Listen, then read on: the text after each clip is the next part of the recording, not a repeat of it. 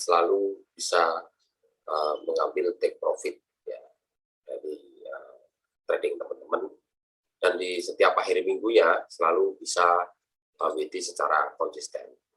Oke, pada tanggal 14 September 2021 ini saya akan membantu memberikan gambaran atau rencana kerja buat teman-teman untuk melakukan entry ya.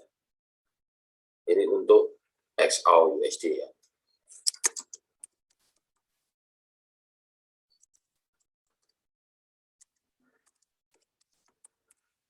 XAU USD. Kalau kita lihat dari perjalanan semalam, memang terjadi kenaikan. Senin itu terjadi kenaikan, tapi tidak begitu signifikan karena dia diturunkan kembali, ya, diturunkan kembali di posisi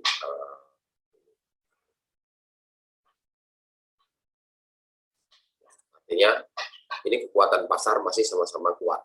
Jadi teman-teman kalau melihat mekanisme seperti ini, teman-teman sangatlah berhati-hati ya untuk melakukan entry, karena ketika pasar itu rectangle formasi, ini teman-teman menyadari bahwa risiko yang kita hadapi ini sangat tinggi sekali.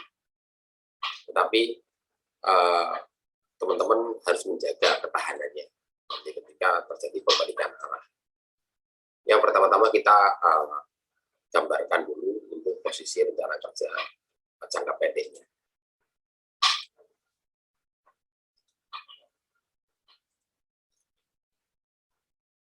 Ini R1-nya sama dengan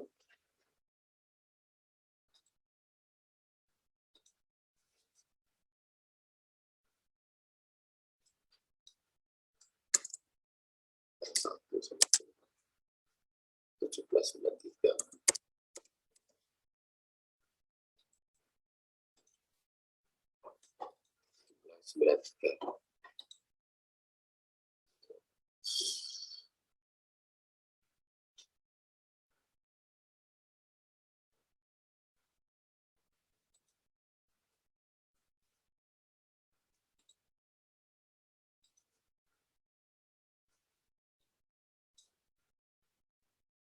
R1 sama dengan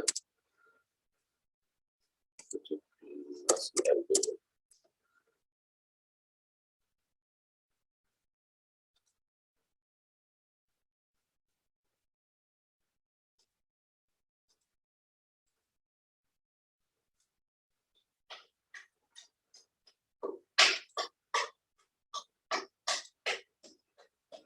Posisi S2-nya 1798.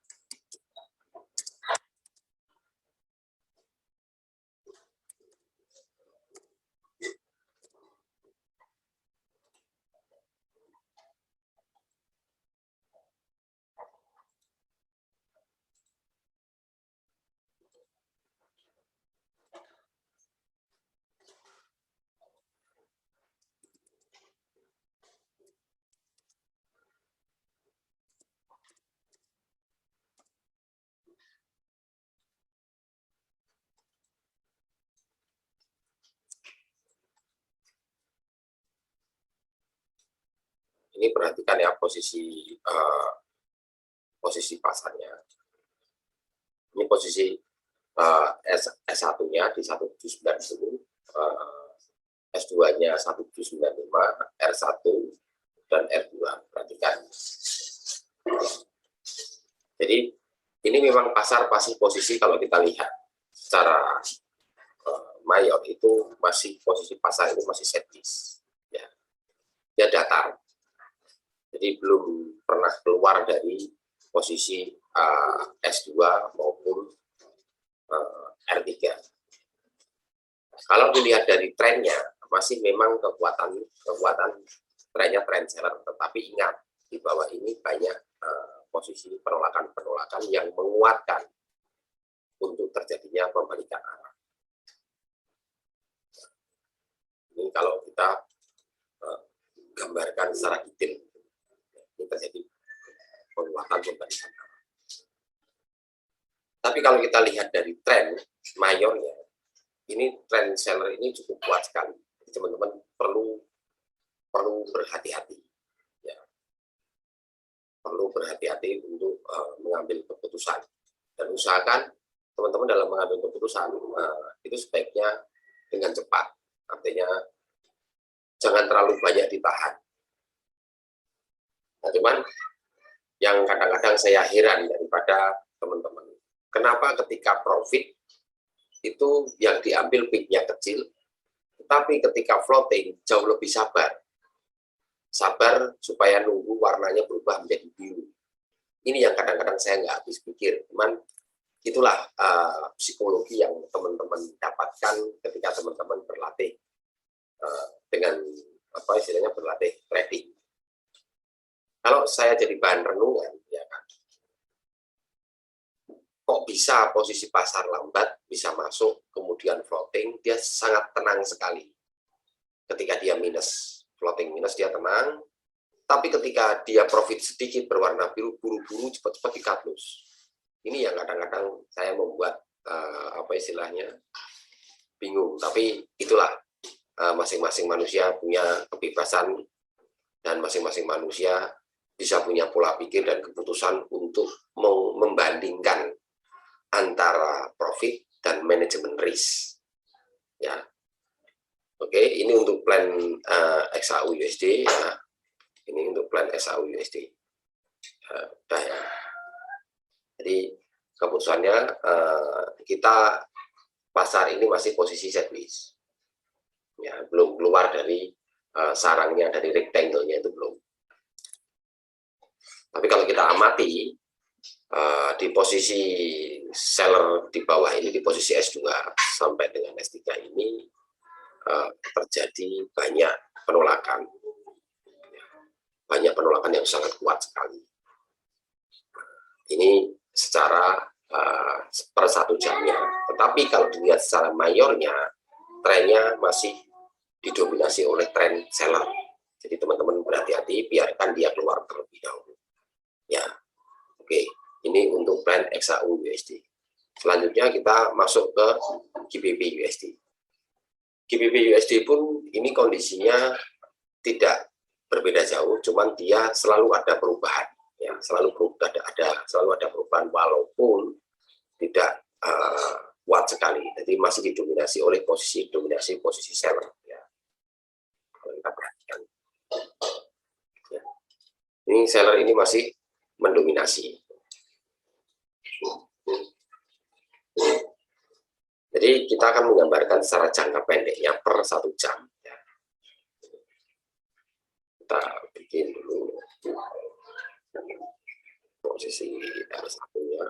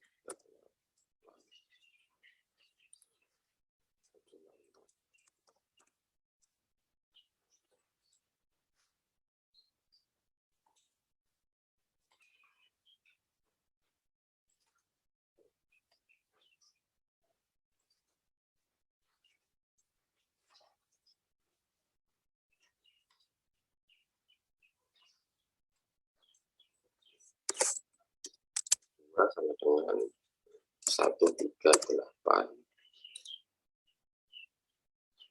1.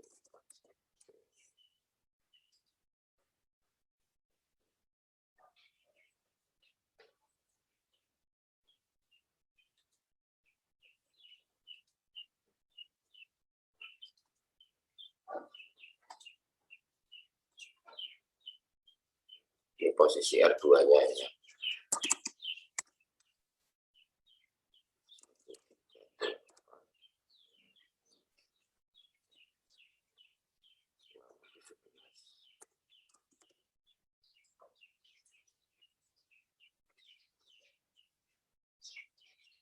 Posisi R3.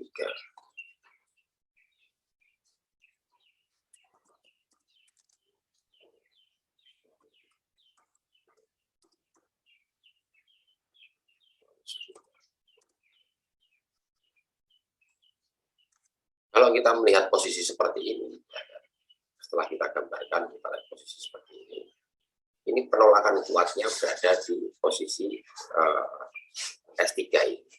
Ya, perhatikan di posisi S3.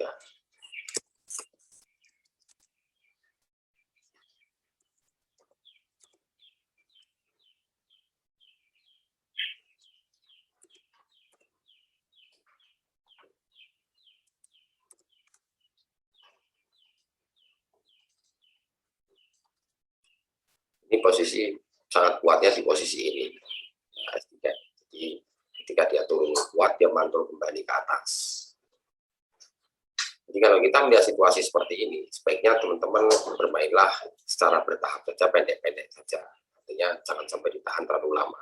Sayang tenaganya, nanti ketika ada peluang untuk GBP USD, teman-teman tidak ada tenaganya kembali. Ini yang jadi rawan. Ya. Jadi kalau modal-modal sedang itu bisa lah kita bermain di GBP USD. Tapi tentunya hasilnya ya sedang-sedang saja, yang tidak begitu mutlak ya GBP USD. Oke, ini untuk plan GBP USD. Sekarang masuk kita ke Euro USD. Euro USD boleh kita lihat kemarin di posisi D1-nya itu ditutup dengan posisi seller, tetapi dia masih didominasi oleh ekor yang cukup panjang atau shadow yang cukup panjang. Artinya kekuatan buyer ini masih kuat. Ya, kekuatan buyer ini masih kuat, sangat signifikan sekali, dibuktikan dengan perjalanan hari Senin kemarin. Itu seller itu turun sangat kuat, kemudian ditarik ke atas. Ya. Dengan situasi yang seperti ini, teman-teman sudah bisa memprediksi bahwa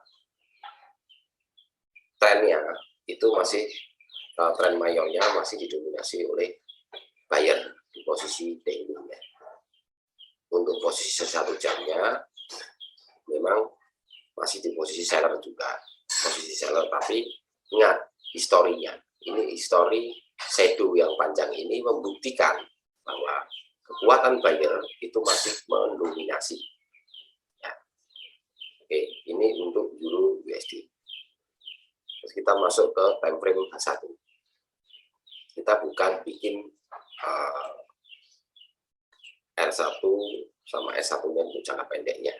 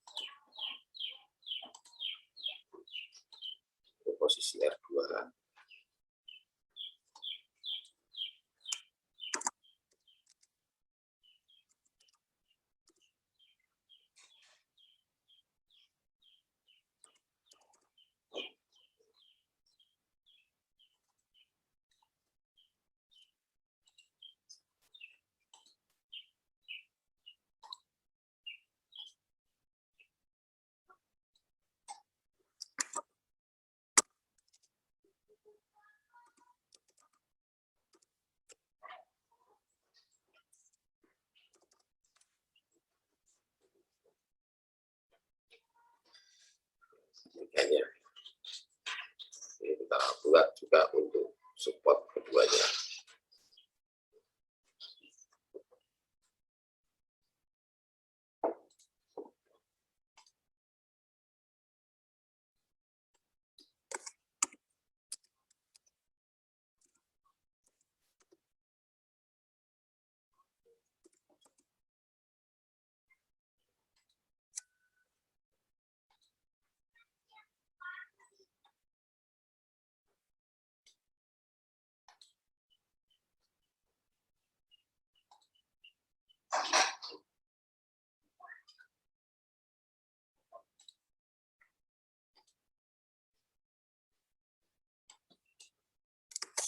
Segitiganya.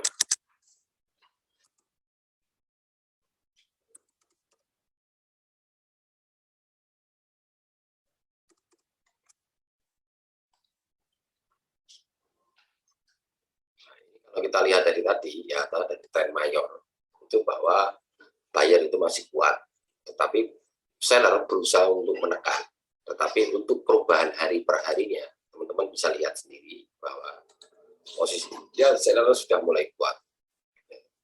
Tapi semalam itu ditutup sesuai dengan open posisi open price pada hari Senin. Jadi ini masih seimbang, jadi masih posisi nol atau seimbang ya. Jadi, masih terjadi posisi naik turun. Jadi teman-teman untuk melihat posisi seperti ini selayaknya teman-teman harus bermain bijak. Biarkan candle ini keluar dulu dari posisi R1 maupun S1, karena ini akan jauh lebih aman dan teman-teman ketahanannya jauh lebih bagus. Tapi jangan ditahan terus begitu di sini ini breakout buyer, terus kemudian kita tinggal seharian pasti ke atas sampai R3, itu tidak akan bisa. Percayalah. Main yang bertahap demi bertahap, tidak usah serakah. Nanti teman-teman akan merasakan bagaimana dunia trading yang sesungguhnya. Sekarang bersabar dan selalu belajar, mengkaji apa yang saya sampaikan, dicocokkan, diuji. Kalau teman-teman saya suruh uji menggunakan demo, silakan diuji. Apakah benar tekniknya sampai benar-benar teman-teman itu mahir membaca candle, membaca arah candle, melihat akumulasi, terus keadaan pasar yang layak masuk atau tidak itu yang bagaimana. Nah, terus kemudian yang teman-teman bisa itu kondisi pasar yang kayak apa, yang pasti profit, itu yang perlu teman-teman catat. Jadi tidak ada kewajiban setiap hari itu trader itu entry sampai enggak sebanyak mungkin. Ya. Dari kelas-kelas yang pertama saya sudah menyampaikan, ternyata itu trading tidak perlu harus entry sampai berpuluh-puluh kali. 3-4 kali saja itu sudah di atas 1-3%. Ya. Tentunya dengan risiko yang cukup tinggi. Ya. Makanya teman-teman saya suruh menghafal supaya teman-teman itu energinya nggak habis di depan layar. Itu maksud saya.